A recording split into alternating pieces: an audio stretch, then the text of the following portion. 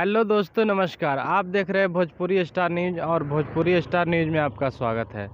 तो बहुत ही बवाल एक अपडेट देने वाला हूं, जो खेसारी लाल यादव का अपने ही खुद चैनल से एक गाना आ रहा है जो कल रिलीज होगा, यानी 9/12/2022 यानी कल रिलीज हो रहा है। खेसारी लाल यादव जी का बहुत ही मस्त बवाल सॉन्ग, जिसका राइटर है अखिलेश कश्यप जी और मुकेश यादव, और म्यूजिक डायरेक्टर है AB गुप्ता, जो बहुत ही अच्छा म्यूजिक डायरेक्टर है। एकदम बवाल सॉन्ग आ रहा है खेसारी लाल यादव जी का, दरदिया बढ़िया लागे।